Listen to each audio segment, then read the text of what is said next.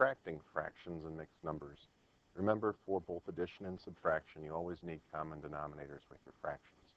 So if you start off here with fractions that have a common denominator, like 8, then you're usually home free. 5 minus 1 is 4. Eighths, keep your denominator.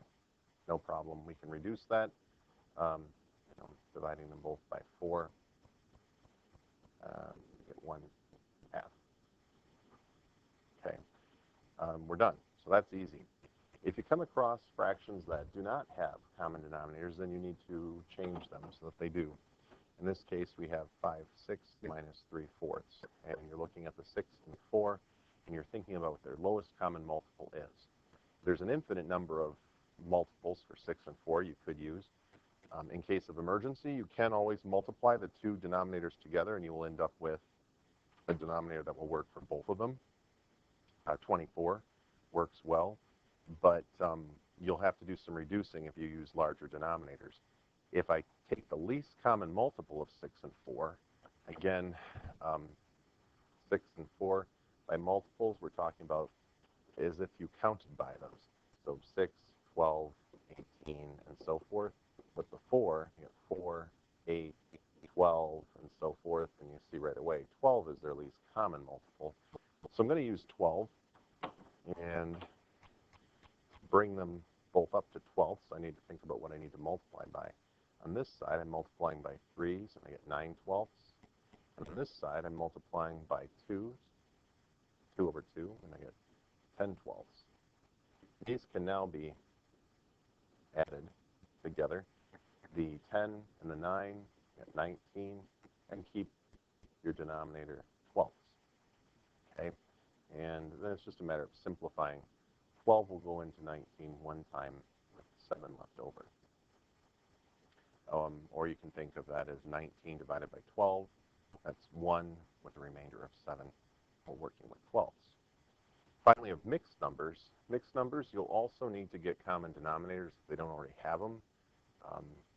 Sometimes it's okay. Sometimes it works out pretty easily to work with them in their mixed number form, but as I taught in class, they're always a safe bet if you think you get confused with the mixed numbers is to change them to improper fractions. We'll look at that in a second. But on this problem, if I multiply just this one fraction by 3/3, you end up with 1 3/9. And they're now with common denominators, and there's no problem subtracting. 8 minus 1 is 7. 7 minus 3 is 4. And we were working with ninths. No reducing necessary. Can't do anything to reduce that, so we're done. But there are some fractions, or rather mixed numbers here, where if I got common denominators, in this case I've got a 20, so I'm going to bring this fraction up so it's also in 20ths. Like that. This one is going to be left in terms of 20ths. You can see here that we have a problem where we've got 5 subtract 17 in the numerators here. This 5 and that 17. And 5 subtract 17, we'd end up with a negative number, and negative numbers, negative fractions inside with positive whole numbers. It's going to get really messy. So we have to do a couple things. You can either borrow or change it to improper fractions like I suggested on the last slide. Most people like to change it to improper fractions. We'll look at that first. We do 8 times 20 plus 5. That's 165 20ths. Subtract 2 times 20 plus 17, so 40, 57 20ths. Okay. No problem subtracting 165 minus 57.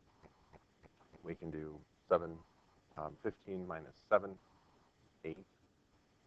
15 minus 5 is 10. So we got 108 20ths. Okay, and again, technically a good answer, but the book would always like you to, the book and me, we would always like you to reduce. So 20 goes into 108 5 times. That would be 100 with 8 left over. 20ths. We can simplify that a little bit and reduce it by 4. 5 and 2/5. Okay, so we can do it that way. You can also borrow, like I had said before. If you look at this problem in terms of borrowing, I'm just going to set it back up over here.